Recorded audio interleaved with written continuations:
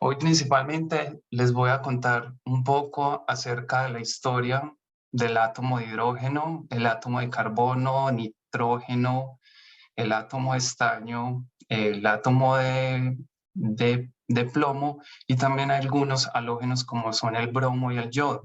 Más adelante se darán cuenta porque son importantes estos átomos a la hora de hablar de tecnologías emergentes en celdas solares sensibilizadas. Bueno, entrando en materia, como les dije, tenemos que empezar desde el principio de los tiempos. Y para eso voy a hablar acá un poco acerca de la teoría del Big Bang. De pronto algunos de ustedes ya saben algo acerca de esta teoría, pues es una teoría que se ha aproximado mucho a las medidas que actualmente se están haciendo con equipos a nivel podemos decirlo, a nivel extraterrestre fuera de la Tierra, donde se están probando muchas cosas con solo observar sus patrones de emisión o absorción de los elementos que ustedes ven acá.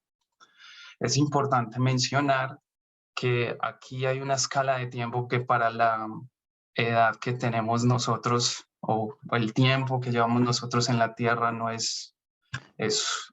pues no se puede considerar como, perdón, es una medida súper grande considerando el tiempo que hemos estado nosotros pisando la Tierra, pero es importante entender cómo se llegó a determinar cada uno de estos tiempos y por qué son importantes a la hora de considerar el nacimiento o la creación, podemos decirlo, de los elementos que empezaron toda esta historia que después van a convertirse en átomos.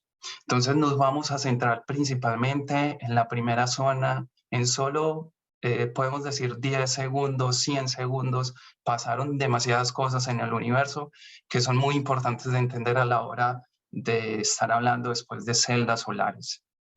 Pero bueno, para eso es importante decir que sin este equipo, podemos decir, o este telescopio, no podíamos haber logrado poder entender a lo que conocemos hoy en día acerca de todos estos objetos y acerca del origen del universo y el origen de la materia. Para eso les voy a explicar cómo se determinó cada uno de estos parámetros para poder que ustedes entiendan de dónde sale esto de millones de años luz o porque sabemos que el universo tiene una edad de aproximadamente 14.000 billones, 14 billones de años. Entonces, podemos hablar ahora de este gran científico, astrónomo, Edwin Hubble. Sin él no podíamos determinar las distancias y el tiempo eh, en las cuales se encuentran todos estos objetos, porque él bajo unas observaciones pudo determinar una constante que después llamó constante de Hubble, donde él hizo observaciones y estas observaciones son muy importantes porque son relacionadas al corrimiento hacia el rojo de la radiación que emiten los objetos celestes cuando son observados por este telescopio gigante. Entonces él pudo encontrar que hay una relación lineal entre la distancia y la velocidad a la cual se mueven esos objetos en el universo, y todo eso se puede relacionar con el corrimiento rojo, o en su nombre en inglés el redshift, donde ustedes pueden ver aquí en la fórmula que ese redshift es importante para determinar la velocidad y por ende podemos determinar con eso la distancia a la cual se encuentran esos objetos. Estas son las unidades que relacionamos para estas fórmulas que son muy importantes de entender a la hora de poder considerar cuál es la distancia en la cual se encuentran esos objetos y también el tiempo necesario para visitar esos objetos celestes. Y una de las unidades muy importantes que tenemos que eh, saber es que ya no estamos hablando de kilómetros, no estamos hablando de millas, sino que ya estamos hablando de algo más grande porque no lo podemos medir fácilmente. Entonces ya definen una unidad que se llama el parsec, y el parsec es aproximadamente 3.2 años luz, o si lo queremos hablar de unidades astronómicas, una unidad astronómica es la distancia que hay entre la Tierra y el Sol, o si lo queremos hablar en kilómetros, serían casi 31 trillón de kilómetros. Ya después, considerando ya la determinación de la constante de Hubble, se llegaron a unos cálculos que no voy a entrar en detalle, donde aproximadamente el inverso de la constante de Hubble es la edad de la edad del Big Bang o el punto de inicio del Big Bang.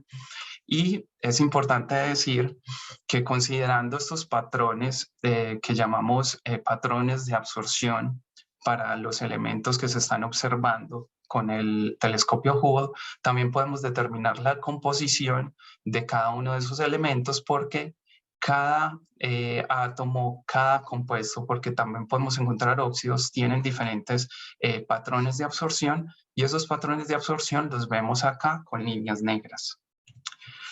Bueno, es importante considerar que la observación del cielo empezó desde inicios de los años 90, pero se empezó a consolidar con el desarrollo de nuevos telescopios y con el lanzamiento del telescopio espacial Hubble alrededor de 1990, que nos empezó a dar la posibilidad de poder observar mucho más allá de donde podíamos ver desde los telescopios acá en la Tierra. Actualmente podemos decir que el telescopio espacial Hubble ha encontrado una de las galaxias más alejadas, que es esta que se llama GNZ11, que tiene un redshift de 11, lo cual, si aplicamos la fórmula que les dije anteriormente, está alrededor de 400 millones de años. Se formó, perdón, se formó hace 400 millones de años después del Big Bang. Bueno, ¿por qué es importante esto? Si nos concentramos en la parte inicial del Big Bang, tenemos que mirar que en esa fase inicial después del Big Bang se formaban lo que son las partículas elementales, que ya ahora, pues no voy a hacer mención a todas las partículas elementales, pero en este caso voy a hablar de los quarks, que son los más populares, y de esos quarks empezaron a formar lo que son los neutrones y los protones.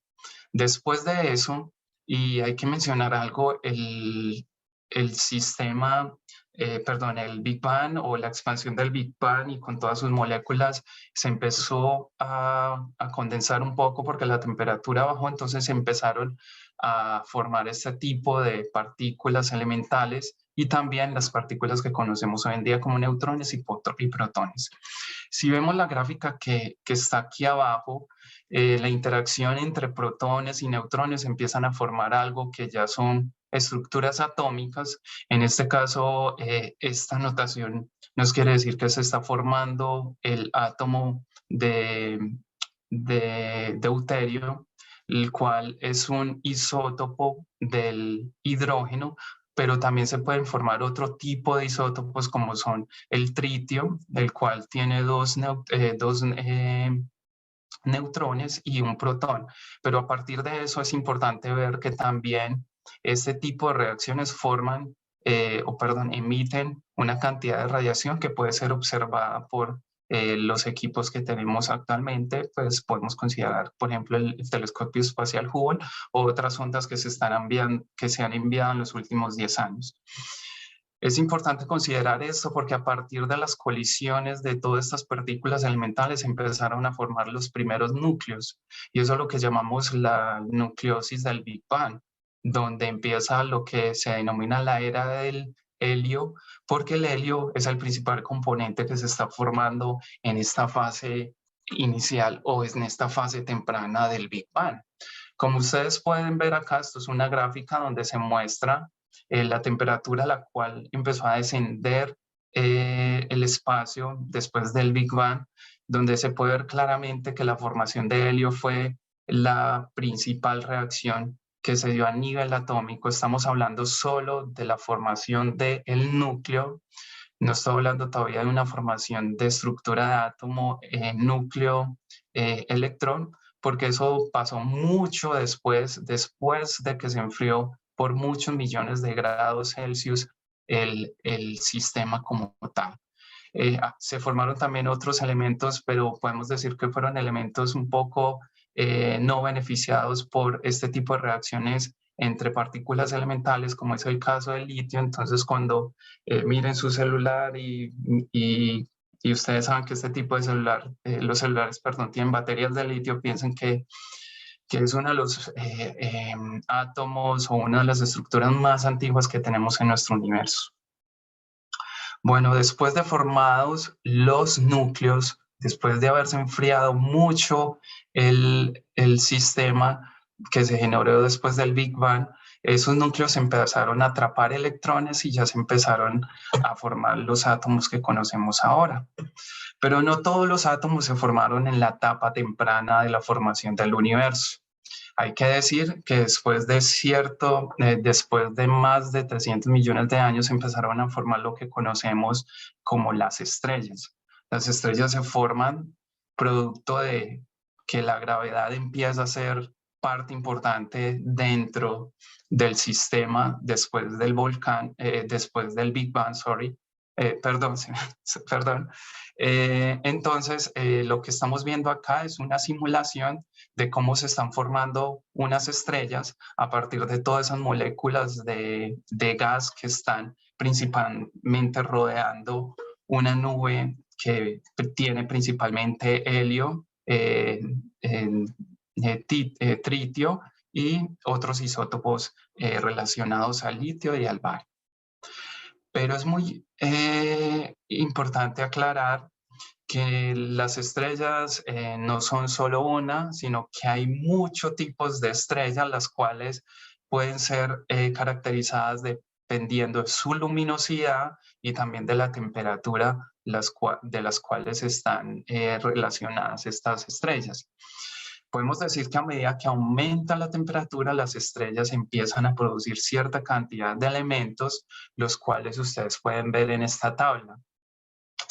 Dependiendo de las estrellas, podemos decir que a partir de esos átomos de deuterio que se formaron en la etapa temprana de la formación de la estructura atómica, se forman ya los átomos de helio, como vimos anteriormente, pero después hay una interacción de esos átomos de helio con otros átomos de helio, después ese átomo de helio interacciona, perdón, ese átomo de helio reacciona por una reacción de fusión, forma un átomo de berilo, después otro átomo de helio interacciona con ese átomo de berilo y forma el átomo de carbono y así sucesivamente. Entonces, dependiendo de la temperatura, podemos decir que a medida que aumenta la temperatura, se va favoreciendo la reacción de formación de elementos que están con un número atómico más alto. Pero ¿qué pasa, por ejemplo, en el caso de nuestro Sol? Nuestro Sol es una estrella un poco pequeña, una estrella un poco joven, podemos decirlo, donde se alcanzan a formar solo algunos elementos, hasta el calcio, el oxígeno. Podemos tener también silicio, pero en bajas proporciones. Pero ¿dónde podemos tener toda esta secuencia de elementos en el sistema solar? En las grandes estrellas o en las gigantes estrellas donde la temperatura es muy alta, lo cual facilita la formación de este tipo de átomos. Aquí solo muestro los átomos ya neutralizados, o sea que su cantidad de electrones es la misma cantidad de protones, pero es importante también mencionar que se están formando isótopos de cada uno de ellos, pero no se mencionan porque esos isótopos tienen unos tiempos de vida muy bajos, los cuales no son importantes a la hora de considerar las reacciones. Pero bueno, ¿qué pasa? Ustedes ven que al final se llega hasta el átomo de hierro. El átomo de hierro podemos decir que es un átomo muy especial porque es el último átomo que puede producir una estrella en su tiempo de vida. Aquí, antes de hablar de eso, qué pena, resumo un poquito lo que pasa con una estrella, en este caso una estrella muy grande, donde dependiendo de la temperatura se están empezando a formar diferentes reacciones de fusión. En este caso se podría decir que la primera reacción que se da dentro de la estrella es la formación de helio.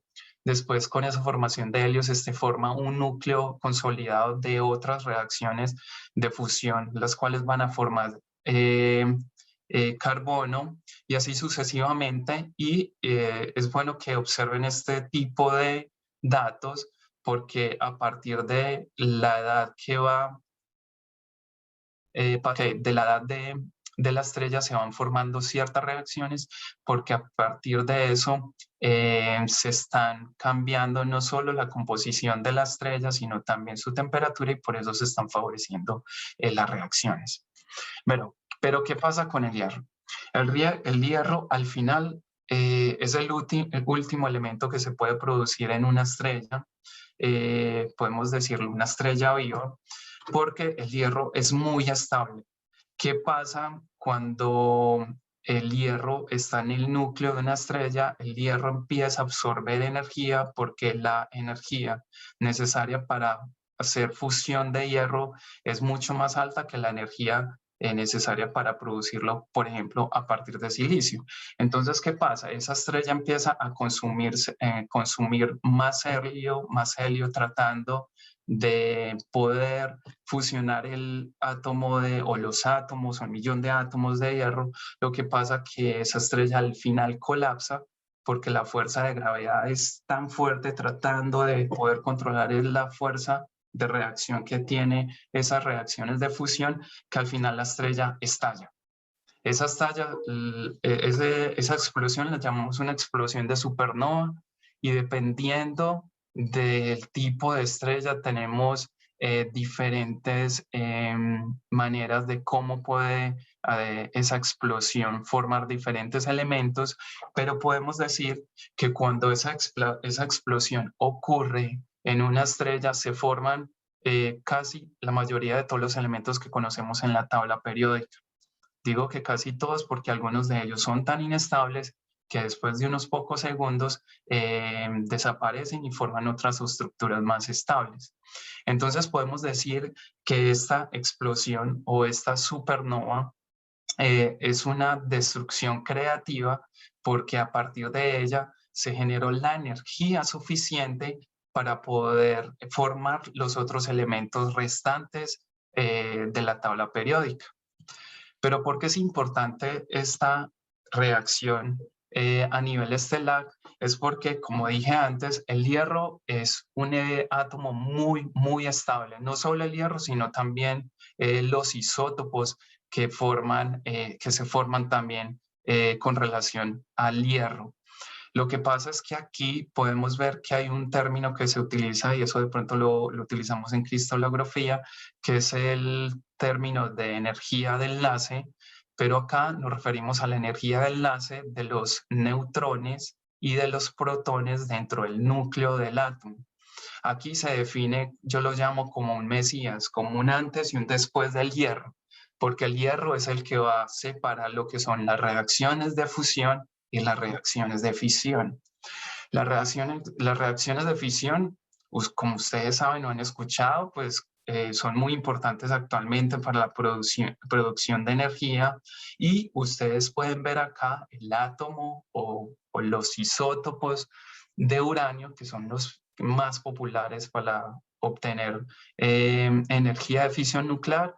Es porque ellos tienen dentro de este rango de átomos que son muy estables, la menor energía de enlace para poder producir lo que llamamos una fisión nuclear. Cuando bombardeamos un núcleo, en este caso puedo hacer el ejemplo del uranio, y se forman otras especies, otros productos de fusión, pero aparte de eso se forma la energía, que es la que se aprovecha para producir eh, energía para producir en las plantas nucleares, perdón.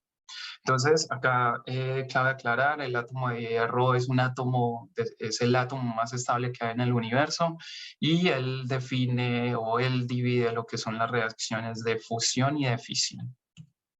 Entonces, después de aproximadamente muchos millones de años, podemos decir que ya tenemos la tabla periódica de los elementos, donde ustedes pueden ver que dependiendo de las estrellas que explotaron, o dependiendo de la fuente de las estrellas de las cuales provinieron esas explosiones, podemos obtener ya todos los elementos de la tabla periódica.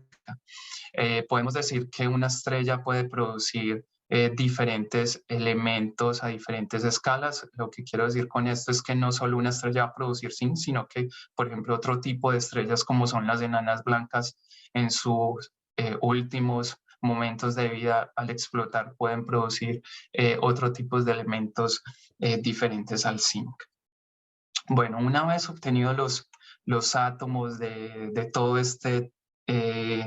de todas estas explosiones, podemos decir explosiones creativas porque no es una explosión negativa, tenemos que considerar que cómo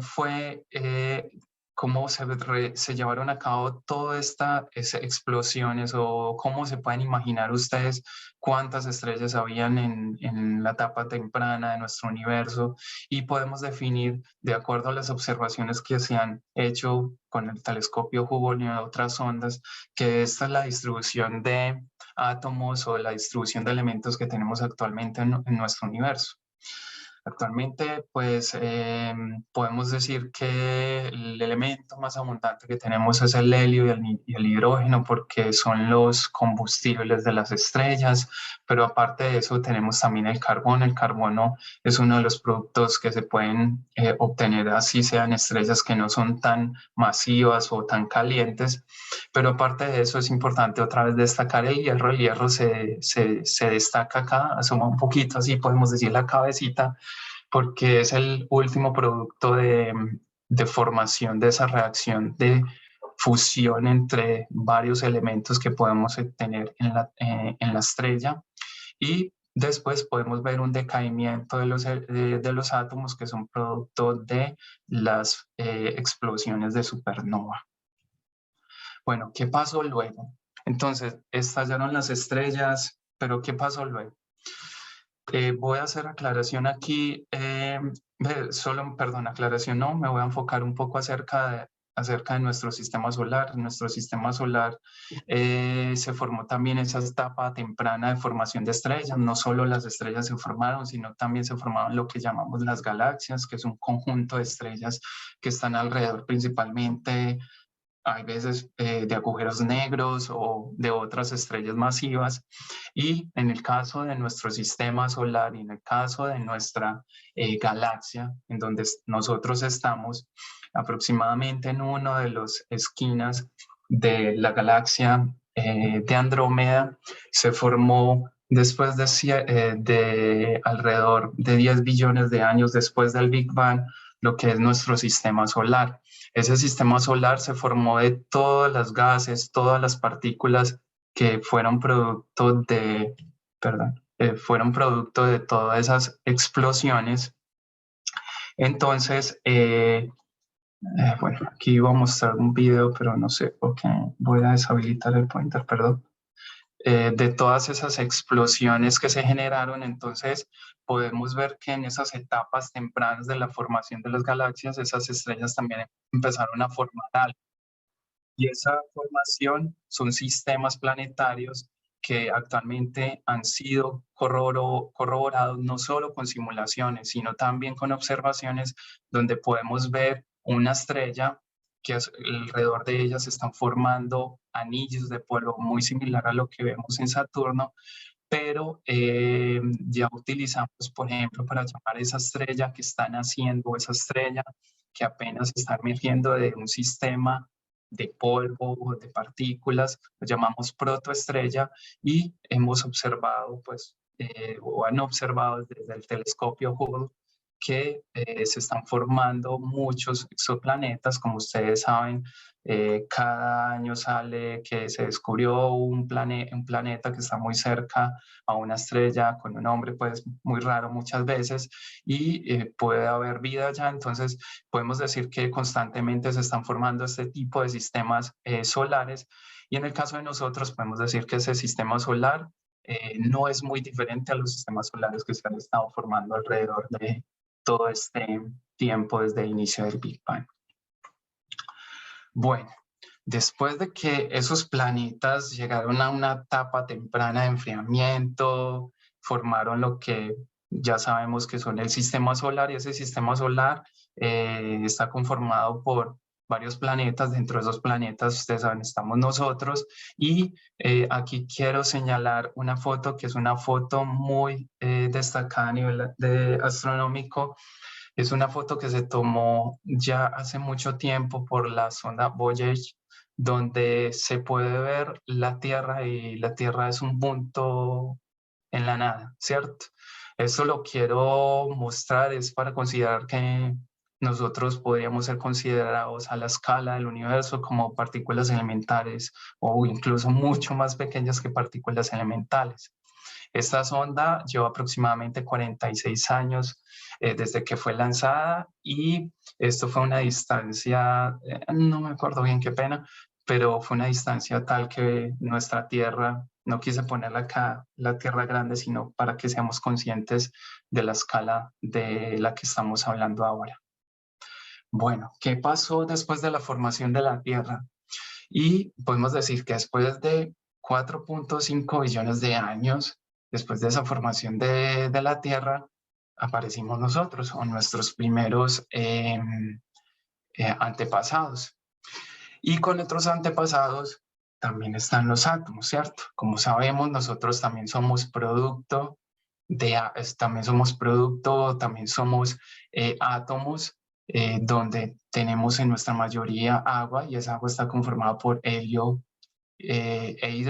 hidrógeno y oxígeno, y también tenemos otros átomos que son importantes mencionar porque fueron formados también en las estrellas. Podemos decir que nosotros somos producto también de la explosión creativa de las estrellas. Pero Mario, para no hablar mucho acerca de los humanos, porque conocemos mucho acerca de eso y no tener una visión tan egoísta o una visión muy centrada en lo que somos nosotros, podemos decir que después, podemos decir de menos de 0.2 segundos después de la formación del planeta Tierra, se formaron otras estructuras y otras estructuras atómicas, hay que decir, nosotros también somos una estructura atómica, porque estamos constituidos de átomos, que son los minerales. Los minerales son, si consideramos el término de mineral, tiene que ser un producto, tiene que ser un reordenamiento de átomos, producto de fuerzas naturales o sin la intervención del ser humano, y podemos decir que esta fue la primera vez que pudimos ver la formación atómica o la estructura atómica que estaban formando diversos átomos. En este caso, otra vez menciono los átomos que van a ser los protagonistas de esta historia. Y podemos decir, pues muchos dicen que empezamos a ver las estructuras atómicas cuando empezamos a utilizar equipos de microscopía de alta resolución, pero yo no creo en eso porque ya después de mucho tiempo ya podíamos, perdón, desde el inicio de la geología o la mineralogía, ya podíamos ver que a escala macro podíamos ver una estructura de ordenamiento atómico. Entonces podríamos decir que desde mucho antes ya podíamos ver cómo era un reordenamiento atómico, pero a escala macro.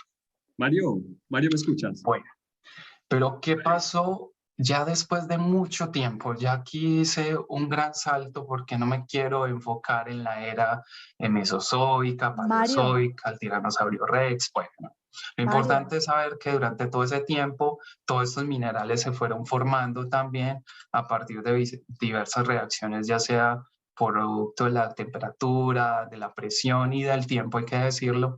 Y voy a hacer un salto, no cuántico, un salto de más de, podemos decirlo, más de 1000 años a una época, podemos decirlo actual, la época actual para los seres humanos.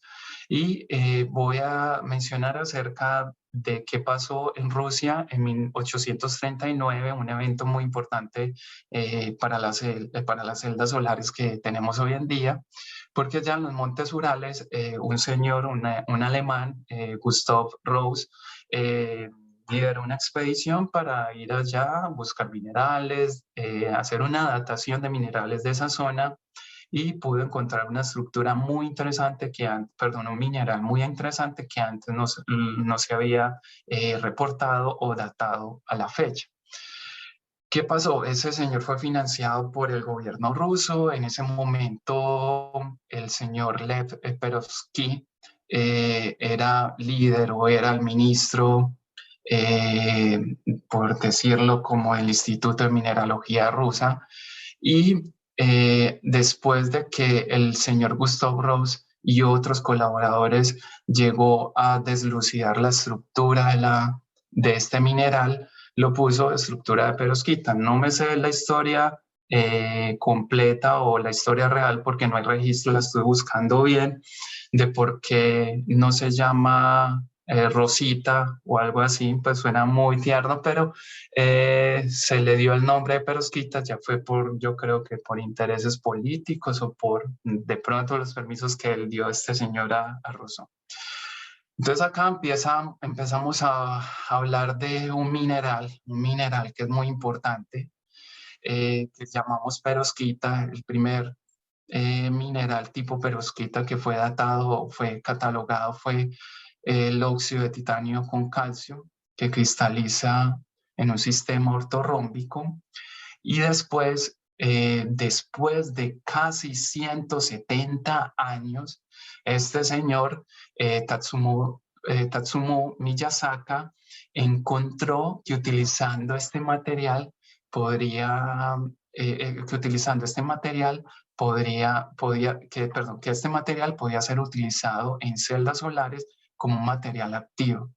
Es importante resaltar acá que la diferencia de este nombre perovskita y de esta perovskita que estamos mirando acá en el primer reporte, que fue después de 170 años, en el 2009 aproximadamente, es una perovskita que llamamos híbrida.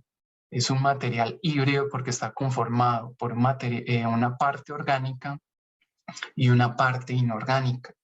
En el caso de la perovskita encontrada por Rousseau, es un material totalmente inorgánico, pero a este a este material híbrido se le llamó perovskita porque ya tenemos que empezar a hablar de estructuras tipo perovskita. No vamos a hablar de estructuras tipo ortorrómbicas, sino para ser más específicos de estructuras tipo perovskitas a partir del 2019. Como ustedes pueden ver, el átomo de plomo empieza a ser ya un candidato o uno de los principales átomos en este tipo de celdas. Desde el principio, el conjunto a los átomos de carbono, al átomo de hidrógeno, al átomo de nitrógeno, al de oro y estos halógenos en general empezaron a formar no solo estructuras ortorrómbicas, sino estructuras cúbicas, como son las tetragonales, perdón, estructuras cristalinas como la cúbica, tetragonal y la ortorrómbica, porque las interacciones que se dan entre estos átomos o entre estos cationes son diferentes a la interacción que se tiene con este mineral cuando se encontró hace mucho tiempo. Entonces, ¿qué pasó? Las celdas sensibilizadas fueron unas celdas que fueron inspiradas por la reacción de fotosíntesis de las plantas y también fue una fuente, y estas celdas a su vez fueron fuente de inspiración a las celdas que vamos a llamar ahora celdas solares de perovskita. Llamo esto el nuevo Big Bang porque en las próximas diapositivas se van a dar cuenta que es un Big Bang de muchas cosas. Pero no solo la celda sensibilizada fue una de las precursoras o motivadoras para que se generaran los estudios o la fiebre de las perovskitas, sino también las celdas orgánicas. Las celdas orgánicas son muy diferentes a las celdas sensibilizadas porque como ustedes pueden ver acá, en las celdas sensibilizadas hablamos de una celda fotoelectroquímica y aquí hablamos de una porque se utilizan diferentes materiales. En este caso, cuando ustedes vean, HTL significa Hole Transporting Layer, o sea, material transportadores de electrones. Esto es materiales transportadores de huecos de electrones. Entonces, ¿esto qué llevó? ¿Esto a qué motivó? Después de unos años, en el 2012, este señor Henry Snaith, cambió un poco lo que teníamos previamente con las celdas de perovskitas o la primera incursión de las perovskitas en celdas. La primera incursión de la perovskita en celdas fue en celdas sensibilizadas, donde se utilizaba la perovskita como sensibilizador, y ese sensibilizador podríamos decir que es un recubrimiento sobre una capa principalmente de dióxido de titanio para poder sensibilizar al titanio de absorber fotones. Pero ya después, cuando consideramos la estructura de la celda orgánica, podemos decir que la celda de perovskita, no, perdón, que la perovskita en sí misma no es un sensibilizador, sino que es un semiconductor, porque este señor encontró que sin utilizar la estructura mesoporosa de la celda sensibilizada que le otorgaba propiedades eléctricas al dióxido de titanio y le facilitaba a la celda producir estas corrientes o estos electrones, las celdas de perovskita empezaron a nacer desde este punto como celdas diferentes, celdas de otra clase. Ya no hablamos de celdas sensibilizadas de perovskita, sino celdas de perovskita, porque el material en sí es un material semiconductor y muy especial. Entonces le voy a explicar cómo funciona una celda de perovskita. Inicialmente la perovskita es un semiconductor. Ese semiconductor está conformado por electrones, porque cuando tenemos una estructura cristalina con muchos átomos, esos átomos funcionan como una familia, y esa familia generan diversos tipos de niveles energéticos, y esos niveles energéticos, en el caso de materiales orgánicos, los llamamos humo y lumo, y en el caso de materiales inorgánicos, banda de valencia y banda de conducción. Bueno, ¿qué pasa cuando la perovskita recibe radiación? Aquí hay una cosa muy importante que hay que mencionar, que es el band gap, y ya estamos entrando a teorías semiconductores. El band gap es la energía mínima de la cual la energía mínima, perdón, que puede absorber ese material y producir lo que llamamos un electrón, un excitón, y ese excitón está conformado por dos partículas que llamamos electrón y hueco.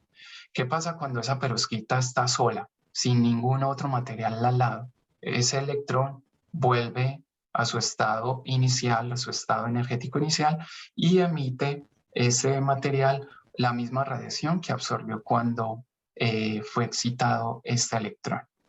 Pero bueno, ¿qué pasa en una celda de perovskita? En la celda de perovskita tenemos la perovskita, recuerden el band gap, es la energía mínima necesaria para poder formar ese electrón y ese hueco, pero aparte de eso, la celda de perovskita necesita, o en general las celdas solares de última generación necesitan otro tipo de materiales semiconductores, que en este caso los llamamos Electron Transporting Layer o material tipo N, o Hole Transporting Material, conductor de huecos. ¿Qué pasa con estos dos materiales? Son dos materiales ayudan a que esas cargas positivas o negativas, o electrones o huecos, sean transportadas a través de toda la arquitectura de la celda solar. Esto es muy importante a la hora de poder obtener corriente, porque ustedes saben que una corriente es un flujo de electrones. Entonces, este tipo de niveles que ustedes ven acá son necesarios para poder que ese transporte de carga se dé en la celda solar. Entonces, si queremos entender fácil cómo es el concepto de transporte de electrones, o por qué llamamos un hueco, realmente el concepto de hueco es un concepto muy abstracto, pero si podemos entender este tipo de funcionamiento, no sé si algunos de ustedes han jugado Estrella China. La Estrella China, ustedes cogen las bolitas, y a medida que va pasando de hueco en hueco, cuando usted coge la bolita, deja ese hueco, y ustedes pueden ver que el movimiento de electrones, en este caso, es contrario al movimiento de huecos. Conceptos claves a la hora de entender las celdas de perovskitas. También otro tipo de celdas que utilizan semiconductores es el band gap. Hablamos de band gap a esa energía, a ese gap, o a esa distancia que hay entre dos niveles de energía, la cual debe ser superada para poder que se forme un electrón hueco. Entonces, dependiendo del Band Gap, podemos definir metales o conductores, semiconductores y aislantes. También es importante mencionar que cuando un material es un material intrínseco, un semiconductor intrínseco, podemos decir que el nivel de Fermi está justo en la mitad y no se comporta ni como un material conductor de huecos ni como un material conductor de electrones. Un material conductor de electrones podemos decir que su nivel de Fermi, y acá es importante hablar de algo, de probabilidades, siempre que hablamos a nivel subatómico o atómico, hablamos de la probabilidad de encontrar siempre cuál es la probabilidad de encontrar huecos, cuál es la probabilidad de encontrar electrones, hablamos como ese nivel donde podemos encontrar más huecos o más electrones en este caso, como el nivel de Fermi. A partir de eso podemos definir ciertas terminologías para poder hablar qué es una estructura tipo NIP, qué es una estructura tipo NIP. Estructura tipo PIN es cuando tenemos una celda solar donde la radiación viene y atraviesa la primera capa. Esa primera capa puede ser un sustrato de vidrio con una capa conductora. En este caso son muy populares las capas conductoras de FTO o ITO, que son capas de, por ejemplo, el FTO es Fluor Indio Oxide y ITO es Indium estaño oxide. Son capas conductoras y son capas transparentes, lo que hace que esas capas puedan permitir el paso de luz para poder que la perovskita pueda formar los electrones y los huecos. Entonces, dependiendo de la arquitectura, dependiendo de la configuración, podemos definir una familia de perovskitas, podemos definir mucha familia de perovskitas. Entonces, podemos definir familia tipo PIN, NIP, podemos planar, mesoporosa, rígida, flexible, semitransparente. También podemos definir una celda sin transportador de huecos o también sin transportador de electrones, o celdas que no utilizan ningún tipo de metal, sino que utilizan electrodos en solución como los electrodos de carbono. Después podemos estar hablando que la perovskita es una perovskita que es un material muy especial porque tú puedes modificar el band gap para lo que tú quieras. Pues cuando digo para lo que tú quieras es porque dependiendo de los semiconductores que quieras utilizar para tu celda solar, puedes modificar el band gap y también los niveles energéticos de esa perovskita, y eso permite que tu perovskita pueda absorber o pueda emitir diferentes longitudes de onda. En este caso, por ejemplo, pongo a colación el ejemplo cuando tenemos perovskitas con mezclas de plomo y estaño, donde esa mezcla produce diferentes band gap. Tú tienes un abanico de band gaps y también tienes un abanico de emisión de radiación cuando tienes perovskitas, y eso es muy importante a la hora de considerar la versatilidad de la tecnología cuando se usa materiales de perovskitas. Pero no solo con las perovskitas se pueden cambiar los band gap, también puedes cambiar su comportamiento. ¿Cómo así que su comportamiento? Como vimos en la diapositiva anterior, hay materiales tipo P, tipo N intrínseco. Podemos decir que la perovskita es un material intrínseco, pero dependiendo de su composición y también dependiendo de dónde crezca esa perovskita. Cuando digo crezca es porque dependiendo, ya voy a mostrar cómo se procesa, ella puede comportarse como material tipo P y material tipo E. Aparte de eso, no tenemos solo perovskitas 3D, sino también perovskitas 3D. ¿Qué quiere decir 3D? 3D es que esa estructura se repite en todas las direcciones. 2D en dos direcciones, y las propiedades de la 2D son muy diferentes de la 3D. Las propiedades de las 2D principalmente hoy en día se utilizan como materiales para estabilizar un poco la perovskita, porque son muy buenos materiales para poder proteger la perovskita del ambiente. Son resistentes a la humedad y son resistentes al oxígeno. Un ejemplo de ellos es que tú puedes tener la misma estructura de perovskita 3D, pero cuando tú tienes una estructura 3D, tú tienes unos spacers o tienes otros átomos o otro ordenamiento de átomos en medio de esos planos que llamamos capas. Tú puedes encontrar en la literatura que cuando hablan de capas de perovskitas en 2D, ellos tienen que especificar cuánto es la periodicidad de esas capas que se están formando en medio de todas estas estructuras cristalinas. Finalmente, no finalmente, les quiero mostrar cómo se procesa la perovskita. Y esto es muy importante mencionarlo porque aparte de que la perovskita se le puede cambiar el bandgap, se le puede modificar su comportamiento, sea tipo N, tipo P, una de las cosas que llama mucho la atención es que se puede procesar a muy bajas temperaturas. Y a bajas temperaturas quiere decir a menos de 100 grados centígrados o incluso a temperaturas alrededor de 50 grados.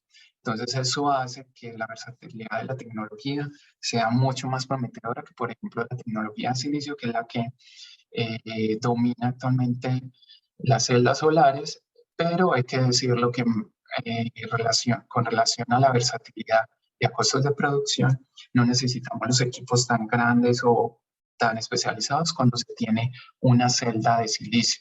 Entonces, en este caso, ustedes pueden ver, la celda se formó y ya después pasa un proceso de annealing donde tú pones la perovskita en un hot plate y ya tiene tu estructura tipo perovskita. ¿Qué tipo de procesamientos hay? La versatilidad no solo radica en este procesamiento que les acabo de mostrar, sino también que pueden haber diversos procesos, como pueden ser evaporación, pueden ser por spray, o puede ser otro proceso, como puede ser inkjet printing, Dr. Blade. La versatilidad de este tipo de material es gigante, lo cual lo hace muy, muy prometedor para las tecnologías que se están trabajando actualmente. Por ejemplo, en la empresa en la cual yo estoy trabajando, utilizamos la tecnología de inkjet printing, donde podemos hacer fácilmente los diseños que quiera el cliente a base de perovskita. Como ustedes pueden ver, utilizamos la técnica inkjet printing, donde podemos obtener a nivel 2D la estructura o los diseños que nosotros deseamos. Finalmente, ¿hacia dónde lleva todo esto? Lleva todo este estudio acerca de perovskitas desde el año 2009 ha hecho que las perovskitas sean la tecnología más prometedora en los últimos 20 años. ¿Por qué? Si ustedes ven acá, las celdas solares desensibilizadas empezaron con sus estudios alrededor de los años 90 y las celdas orgánicas, que son estas celdas que también fueron inspiradoras de las celdas solares de perovskita, empezaron alrededor del año 2000. Pero ¿qué pasa con la celda de perovskitas? Estas berracas celdas, después del año 2012, empezaron a mostrar eficiencias que cuando ustedes leen artículos de perovskitas siempre utilizan que ha tomado la comunidad científica por sorpresa, ¿cierto?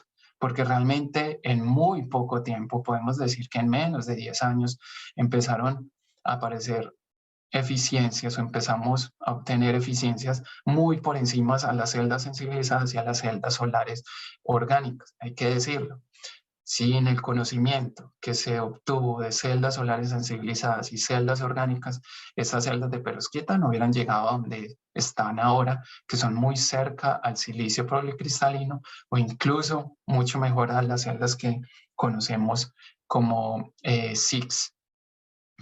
Aparte de eso, es producto también de las investigaciones que se están generando actualmente. Podemos decir que a partir de la primera publicación se generó un Big Bang o se generó muchas publicaciones relacionadas a lo que las perovskitas y todo esto está relacionado a lo que les acabo de mostrar en todas las diapositivas anteriores acerca de la versatilidad de este material, lo cual ha llevado a que hoy tengamos una eficiencia del 25.2%. Pero bueno, los seres humanos somos muy obstinados y queremos siempre más. ¿Qué pasa con la celda de perovskitas? Entonces, las celdas de perovskitas siempre se comparan con las celdas de silicio porque las celdas de silicio son las que están dominando el mercado, pero por ahí dicen que es mejor pelear con el enemigo, es mejor unirse al enemigo que en vez de pelear con él. Por eso, actualmente es una tendencia, podemos decir que es un hot topic, es un tema que se está trabajando arduo y es el tema de celdas tipo tándem. Lo que quiere decir las celdas tipo tándem es que, por ejemplo, en el caso de silicios, por ejemplo, en el caso del silicio eh, policristalino, tenemos absorciones en el rango del infrarrojo, y de la perovskita podemos tener absorción del espectro solar en longitudes de onda muy por debajo a las del silicio. Entonces, lo que hacemos con celdas de tándem es poner dos celdas juntas y conectarlas ya sea por terminales eh, eléctricas, o también podemos construir una celda monolítica tándem. Ustedes pueden ver acá que otra vez son protagonistas los átomos que son protagonistas en esta presentación, como son el átomo de plomo, yodo, bromo. Fi significa formamidinium, una estructura orgánica con carbono, nitrógeno, hidrógeno, y esperamos que para los próximos años podamos tener al menos un 40% de eficiencia. Actualmente para tándem se obtienen eficiencias de alrededor de 25.5, es el récord que se obtiene actualmente para tándem con silicio, y también se están trabajando celdas tipo full perovskita y no solo con silicio, que están llegando alrededor de 25% también. Bueno, ¿qué nos espera en el futuro? No todo es color de rosa. Las celdas solares de perovskita son muy inestables en el ambiente, por eso hay que trabajar duro en lo que es la estabilidad. Es un material que en condiciones de intemperie puede estar funcionando, trabajando por 3, 4 meses. Lo otro es el tema de medio ambiente. El tema de medio ambiente es muy relacionado al plomo. Sabemos que el plomo es tóxico. Para eso se están buscando otras soluciones de perovskita concentrada solo en estaño. Y además, ya ahora se está concentrando en cómo podemos hacer real ese sueño de poder tener ya una planta de producción de celdas de perovskita, porque se están haciendo esfuerzos muy grandes, pero actualmente no ha salido el primer producto al mercado. Y por supuesto la eficiencia, porque si no les mencioné acá, hay un límite teórico, el límite teórico al cual una celda con una unión PIN puede lograrse alrededor del 30%, y hoy en día podemos decir que estamos alrededor de 25.5, lo cual es un escenario muy prometedor para el futuro de poder llegar a eficiencias más altas. Bueno, como conclusión, el viaje que hicimos es un viaje muy arduo. Me disculpan si de pronto he cometido algún error hablando. Es que todas estas cosas me emocionan, o solo pensar de que todo esto empezó hace tanto tiempo. Hay que decir que hay que definir dentro de todo este Big Bang una nueva era, y esa era la era de las perovskitas, donde los principales actores son los átomos, y esos átomos que hemos hablado ahora, considerando la estructura fundamental de la perovskita, que son los átomos de plomo, nitrógeno, carbono, y los halógenos, ya sea de yodo y bromo. Es importante considerar que podemos definir actualmente una era, y esa era es la era de las perovskitas. Quiero agradecerles por su atención. Me disculpan si de pronto en algún momento vieron que las referencias de una o de varias imágenes de la presentación no estaban ahí. Por respeto a los que publicaron esos artículos, deberían estar ahí, pero tuve un problema con organizar estas referencias. Tengo que darle las gracias a todos estos, a los organizadores, a la comunidad científica de materiales, Frankie, Ángela, Mauricio, perdón, y los otros dos se me olvidan, qué pena. Muchas gracias por la invitación. Espero que esta presentación les haya servido a ustedes para motivarse si quieren estudiar con este tipo de perovskitas, o entender un poco acerca de dónde vienen estas perovskitas, o al menos de dónde vienen los átomos, y espero que la hayan disfrutado. Muchas gracias.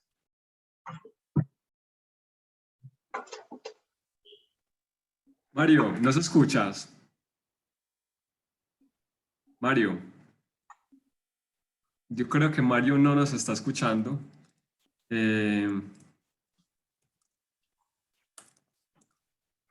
Mario, no te estamos escuchando. Ven, no nos estás escuchando. Bueno, ahí le escribí al chat, vamos a ver si responde. Pero bueno, disculpas a todos que se extendió un poquitico la conferencia. Abrimos un pequeño espacio para preguntas. Por aquí Juan Gómez tiene la mano alzada. Juan, ¿nos puedes compartir la pregunta? Sí, muchas gracias. Bueno, la pregunta es en cuanto ya a la parte de aplicación. Son dos en una. La primera es, ¿qué tan fácil técnicamente y en cuanto a materiales respecto a las celdas de silicio o a las otras tradicionales? Qué pena, apenas me funcionó el micrófono. ¿Puede repetir la pregunta? Qué pena. Sí, sí, tranquilo, doctor. Bueno, hay unas tradicionales que son celdas fotovoltaicas a partir de silicio y la amalgama de los materiales tradicionales. Y Ujú. tenemos la perovskita, que pues no es tradicional aún porque es algo reciente, es un desarrollo reciente. Pero ¿qué tan fácil es encontrar esa estructura o ese material? ¿O solamente se dio porque entendí que allá en la Europa Oriental fue donde se encontró el material? ¿O lo puedo construir porque es un conjunto de uniones de varios materiales? Pero ¿qué tan fácil respecto a las celdas tradicionales es construir una de perovskita? ¿Y cuál es la relación de costo de una tradicional de base silicio con respecto a una de perovskita? La relación de precio en número de veces, no, no necesariamente exactitud, sino es más económico, es más costoso, es más fácil construir o es igual de difícil las O- celdas. Ok, te voy a responder. Voy a compartir otra vez la pantalla. ¿Listo? Para que puedan ver. ¿Me escuchas? Ok. Sí, Bueno, para completamente. hacer, ok, lo que quise decir acá es que, bueno, allá en Rusia pues se encontró la primera perovskita, podemos decir, pero en todas las partes del mundo se pueden encontrar mucho de este tipo de materiales, sino que allá fue donde inicialmente se encontró este mineral y se dató. La estructura tipo perovskita es una estructura ABX3, entonces cualquier ordenamiento de átomos que cumpla esta fórmula química, pero también el reordenamiento atómico, lo podemos decir que es un material tipo perovskita, ¿cierto? La diferencia de este material que se encontró, el material inorgánico, al material que estamos utilizando actualmente, es que es un material netamente híbrido, donde el átomo del calcio, por ejemplo, en este caso, es reemplazado por un átomo de metilamonio, un átomo orgánico, el átomo de titanio es cambiado por un átomo de plomo y el oxígeno es cambiado por un halógeno. Entonces podemos decir que la misma estructura cristalina, pero la composición es diferente. En esta composición hablamos de una composición de átomos que conforman una perovskita inorgánica y en las perovskitas que utilizamos actualmente para producir perovskitas son perovskitas híbridas, donde tenemos una parte orgánica y una parte inorgánica. Con relación a la facilidad de producirlas, te puedo decir que la facilidad es una cosa de las cuales es muy atractiva las celdas de perovskitas. Una de ellas es la atmósfera. Tú puedes hacer perovskitas en tu escritorio fácilmente, compras un equipo de estos y bueno, te tienes que proteger porque tienes plomo u otros elementos, pero actualmente llegamos a un desarrollo donde tú puedes hacer perovskitas a temperatura ambiente, tú no necesitas controlar humedad eh, en muchos de los materiales que se utilizan, pero bueno, pues si tienes condiciones, sí puedes controlar la humedad, es mucho mejor porque puede ser un poco sensible, pero podemos decir que se pueden procesar afuera.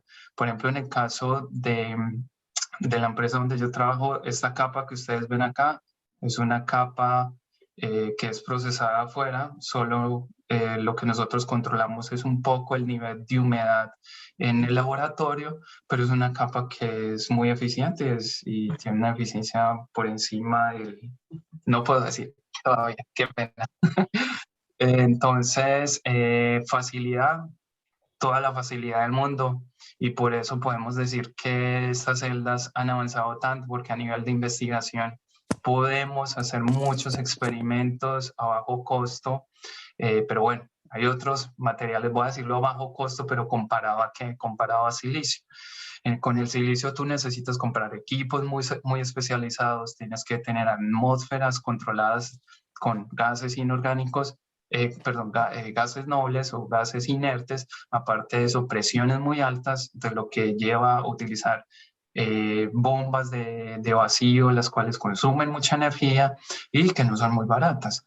Tú puedes empezar a estudiar las celdas de perovskita con, podemos decir, muy bajo presupuesto pues comparado con las celdas de silicio.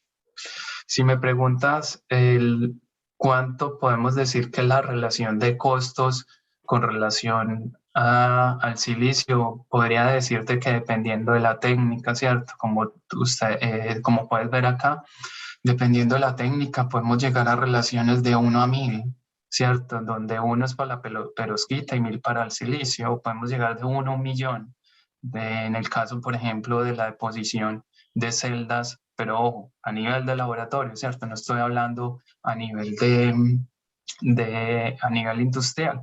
Entonces, en resumen, es fácil de obtener, es barato a nivel de investigación, a nivel de laboratorio.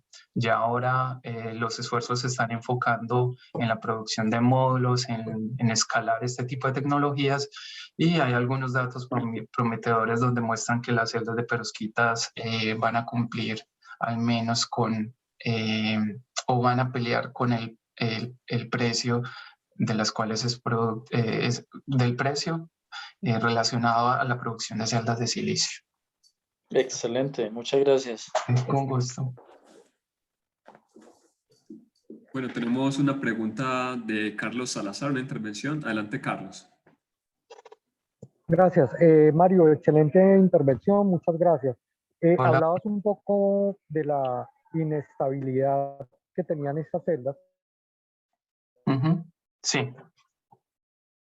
Sí. Y hablabas de eficiencia en aproximadamente qué porcentaje. Gracias. ¿Cómo que, perdón, en qué porcentaje, Carlos? Sí, ¿en qué porcentaje están esas pérdidas de eficiencia? Ok, esa es una pregunta muy interesante. Entonces, dependiendo de la familia o de la arquitectura, ¿cierto? Vamos a tener diferentes estabilidades para las celdas de perovskita, ¿cierto? Porque muchas de esas capas son capas hidrofóbicas o pueden ser barrera para el oxígeno. Por ejemplo, en el caso de celdas con carbono, tenemos celdas muy estables, Sí. pero podemos decir que dependiendo de las condiciones que se lleven el estudio de estabilidad, podemos estar perdiendo alrededor del 20%, bueno, dependiendo de la condición. Por ejemplo, te hago una anotación. Podemos desarrollar una perovskita en laboratorio pequeña de 1 centímetro cuadrado y la exponemos afuera sin ninguna protección. La eficiencia decae en horas. Podemos decir que en menos de 1 hora la eficiencia puede pasar de 18%, 20% a 2%, ¿cierto? Si no la protegemos.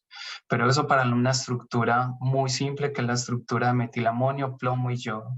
Pero ya hay ahora otro tipo de perovskitas que tienen cationes o tienen una estructura con una mezcla de cationes que podemos llegar a tener estabilidad sin ninguna encapsulación de por ahí 3-4 semanas sin perder eficiencia. Pero todo depende mucho de la encapsulación y también todo depende mucho de la composición de la perovskita, porque como tú puedes ver, tenemos N posibilidades de combinación de átomos, de cationes, aniones, halógenos, y cada uno de ellos le brinda cierta estabilidad a la perovskita. Entonces, no puedo como generalizar en el caso de todas las perovskitas, sino que puedo decir que dependiendo de la composición podemos llegar a buenas estabilidades, o en el caso de la estructura más simple, que es metilamonio, plomo, yodo, podemos decir que la eficiencia decae en menos de una hora de un 18% a un 2%. Gracias, Mario. Con gusto. Gracias. De pronto alguien tiene alguna pregunta, una intervención. Bueno, desde el chat, Adriana Esguerra nos pregunta desde el punto de vista de estabilidad, ¿es viable a corto plazo el uso de celdas solares en masa a nivel mundial? Supongo también comparado con las de silicio, las de perovskitas. Ok, yo creo que ese es el cuello de botella de este tipo de tecnología, ¿cierto? La estabilidad. Puedo decir que producción en masa, podemos decir que sí, pero en cuanto a estabilidad todavía hay mucho que mejorar, porque tenemos que pensar primero en qué aplicación queremos utilizar las perovskitas, porque las perovskitas no podemos concebir este material como para reemplazar al silicio, como tener una celda de perovskita para tener una planta solar. No, yo creo que el tipo de aplicación para las celdas de perovskita es un tipo más indoors, más alejado de la intemperie, porque todavía tenemos muchos problemas de estabilidad. Podemos decir que a corto plazo podemos ya ver, yo creo que podemos decir en 1 año o 2 años, celdas de perovskita en dispositivos de bajo consumo y en aplicaciones más indoors, más de bajo consumo, no tanto como las de silicio, que son aplicaciones más para producción de energía. Entonces, en un futuro cercano, seguro podemos decir que podemos producirlas, pero otra cosa es poder estabilizar esa estructura, poder estabilizar ese módulo o esa celda solar, que actualmente se están haciendo muchos esfuerzos, porque la perovskita en sí misma, cuando la procesamos en una atmósfera inerte, es muy estable. Entonces, lo que nos quiere decir que si encapsulamos esa celda, si la protegemos del ambiente, podemos obtener muy buena estabilidad de ella. Pero para responderte, puedo decir que a corto plazo podemos estar produciendo perovskitas, pero perovskitas para aplicaciones de bajo consumo o aplicaciones indoors. Bueno, por acá tenemos una pregunta un poco teórica, de pronto de comenzar con las otras, y es que es en realidad, están midiendo la eficiencia en la celda solar. Cuando dices 25%, ¿qué significa eso? Ok, el 25% es que quiere decir que la radiación, déjame devolverme un poquito, que de la radiación, total de la radiación que incide sobre la celda, el 25% se transforma en corriente eléctrica, o lo podemos decir más a nivel más atómico, más de partículas, se convierten en electrones. Entonces, podemos decir que esa es la eficiencia. Por ejemplo, llegan 100 fotones en tu celda y el 25% de esos fotones forman este sistema que llamamos electrón hueco. Obtenemos la carga y tenemos esos 25, digámoslo así, 25 electrones. Entonces podemos decir que la eficiencia es esa, pero no siempre la eficiencia la podemos medir así tan simple. Hay eficiencia interna, eficiencia externa, pero el término de eficiencia es un término global donde acobija otro tipo de eficiencias, pero para no complicar mucho podemos entenderlo de una manera muy simple. Por ejemplo, 100 fotones inciden sobre la celda y el 25% de esos fotones forman los electrones, o forman el par electrón hueco que llamamos excitón. Mario, ¿y ese 75 que se pierde, para dónde se va? Bueno, el 75%, bueno, eso es una muy buena pregunta, porque se pueden perder por recombinación. Podemos tener... Pero es que ya por eso nos caímos una vez. podemos tener este tipo de recombinación, ¿cierto? Donde los electrones vuelven a su estado inicial, pero también hay que considerar los espectros de absorción de los materiales, porque podemos decir, yo me adelanto un poco, en este caso, si consideramos el espectro de absorción de la perovskita, a ella va a recibir toda esta radiación. Esta es la radiación que proviene del sol, ¿cierto? Cuando vos consideras la eficiencia, también tienes que considerar qué cantidad de radiación incide sobre tu celda, y ese valor de eficiencia está muy relacionado a la capacidad también que tiene ese material de absorber, ¿cierto? Entonces, mucha de esa radiación que llamamos esos 100 fotones, realmente no son 100 fotones, sino que son menos de 100 fotones. Pero en general, para responderte tu pregunta, muchas de esas reacciones que mencioné antes, reacciones de recombinación, también tenemos otro tipo de problemas que son defectos de interfase que pueden hacer que se pierdan estos electrones, y por eso podemos decir que la eficiencia de la celda puede bajar. Listo. Mario, gracias. Hay dos preguntas en el chat como para terminar. Una es si Saule Technologies solamente trabaja con perovskitas o qué otro tipo de tecnologías trabajan. Y otra pregunta pues relacionada a cómo estamos en ese tema en Colombia. ¿Se está haciendo investigación sobre perovskita en Colombia? Ok. Bueno, Saule Technologies, solo trabajamos con celdas solares de perovskita y flexibles, porque hay que hacer la aclaración. Hay otras empresas que trabajan con celdas rígidas, con conceptos muy similares a la celda de silicio, donde nosotros en nuestro caso apuntamos a la versatilidad de los sustratos flexibles, pero solo trabajamos con celdas de perovskita. Bueno, con relación a cómo estamos en Colombia en perovskitas, puedo decir orgullosamente que pertenecí hace ya varios años al grupo CIDEMAT, donde trabajamos celdas de perovskitas, y podemos decir que fuimos pioneros, y ahora, no estoy diciendo que ahora no, actualmente también son pioneros en celdas de perovskitas, no solo en Colombia, sino a nivel de Latinoamérica.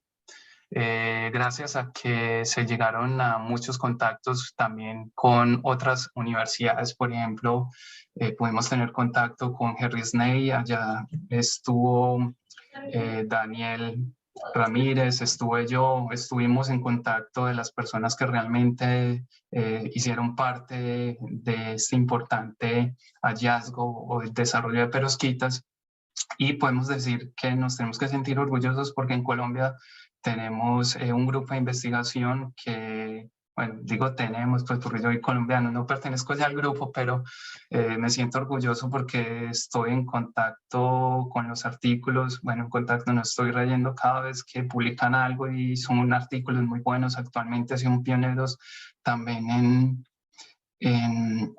en la presentación, pues hay que decirlo, tienen proyectos de investigación con el gobierno, tienen otros proyectos de investigación con celdas de perovskitas, módulos, tienen eficiencias que podemos decir que son las eficiencias del estado del arte. Entonces, podemos decir que en Colombia estamos en el estado del arte, en celdas de perovskitas. Sí, bueno, muchas gracias. No, y cabe la pena mencionar que ustedes trabajan directamente también en colaboración con Henry Snell, que es básicamente el pionero en perovskita, ¿cierto? Tenemos una relación un poquito no tan directa, pero sí hay una relación de amistad y enemistad. Pero está bien porque él tiene una empresa que se llama Oxford Photovoltaics y es como la competencia, ¿cierto? Entonces, con él, bien, muy bien, pero con ciertos secretos por debajo de la manga. Listo. Y una pregunta, bueno, es un poco relacionada. ¿Existen planos, es un poco teórica, existen planos cristalográficos en particular en este tipo de material que permiten que la celda sea apta?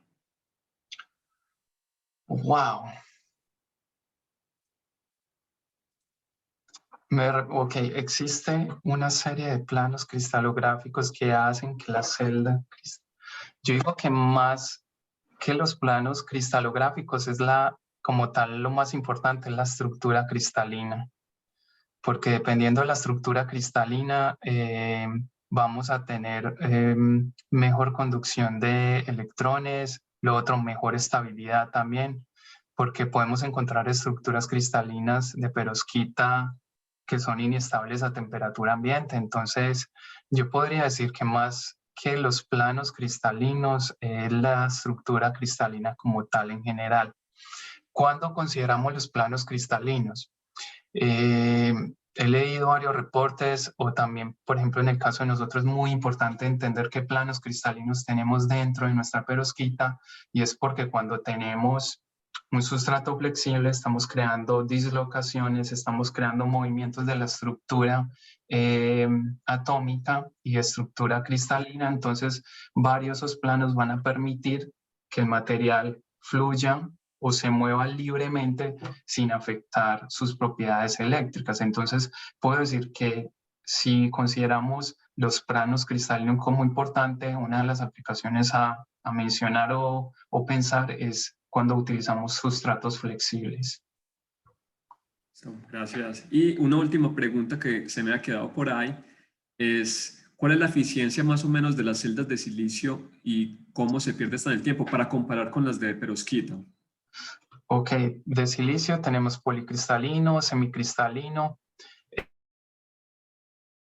SiCs, que son diferentes a las de silicio, que esas sí son eficiencias por encima del 30%, y es porque están afuera de la Tierra, son extraterrestres. Podemos decir que las celdas de silicio actualmente también tienen varias familias, y si tú miras en esta gráfica, por ejemplo, en esta gráfica donde se resumen las eficiencias, pero estos son eficiencias de celdas pequeñas, las celdas de silicio se pueden considerar como de cristal sencillo o single crystal, multicristalino, heteroestructura y capa delgada.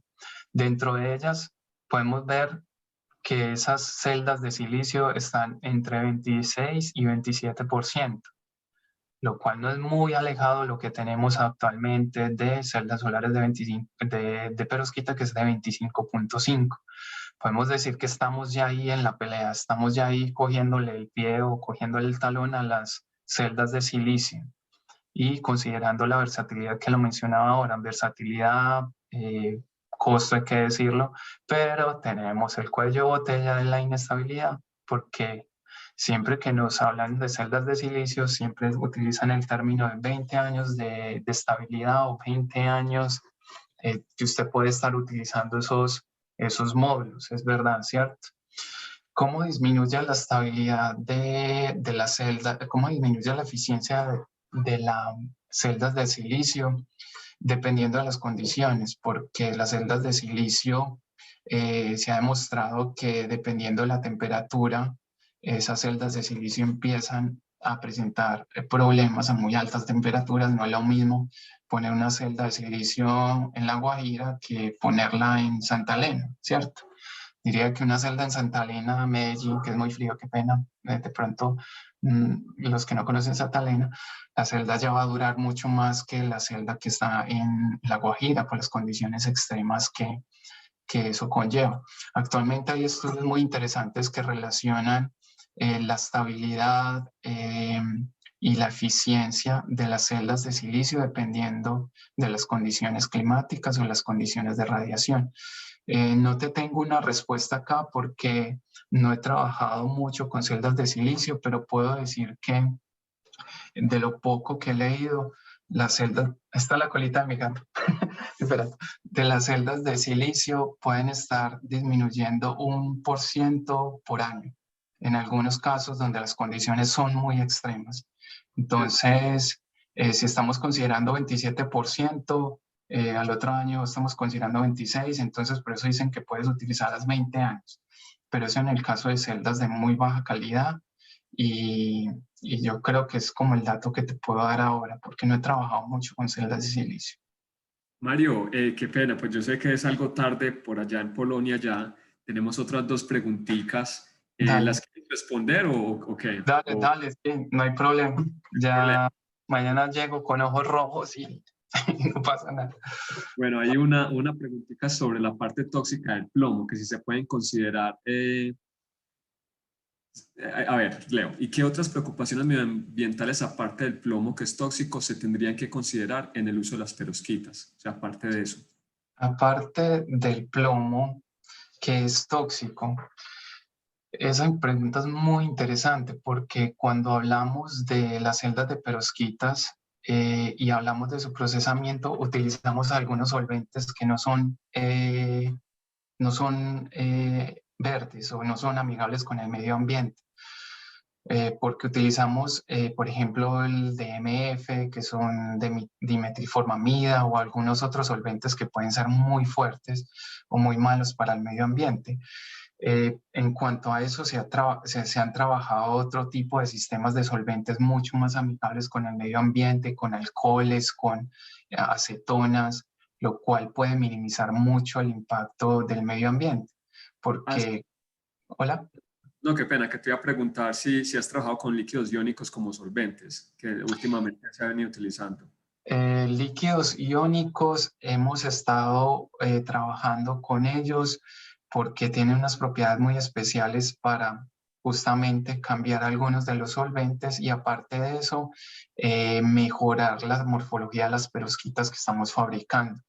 Entonces, los líquidos iónicos son una opción muy interesante para reemplazar solventes que son altamente contaminantes y también, como lo dije antes, alcoholes, acetonas, otro tipo de solventes polares que pueden disolver los precursores o si usted no quiere utilizar precursores, puede utilizar, por ejemplo, estas técnicas de evaporación donde usted puede utilizar targets o puede utilizar sistemas de evaporación dentro de cámaras controladas y así puedes evitar un poquito contener la contaminación. Eso desde el punto de vista de procesamiento. ¿Qué pasa después de que esa celda de perovskita es desechada? El principal problema que tenemos es el plomo, ¿cierto? Dependiendo también, por ejemplo, de la familia de perovskitas, porque hay familia de perovskitas que tienen cesio, eh, perdón, estaño. El estaño también ha demostrado que dicen que no es tan bueno como lo pintan porque es un sucesor al plomo, pero el estaño también tiene sus problemas para afectar los suelos. Hay problemas de intercambio catiónico de los suelos cuando tú tienes estaño. Entonces eso hace que las plantas o el suelo donde esté el estaño sea estéril. Interesante. Y yo creo que la última preguntita es algo más de caracterización. Laura Verdugo nos dice que aparte la caracterización se realiza mediante microscopía electrónicas o por qué otro método se hace. O sea, aparte de esa SEM, ¿qué más se puede utilizar para caracterizar? Y yo creo que ya daríamos terminado el... Ok, caracterización. No, tú puedes utilizarlo. Todo lo que se utiliza para materiales. Puedo ir desde el punto de vista, por ejemplo, de morfología, SIM,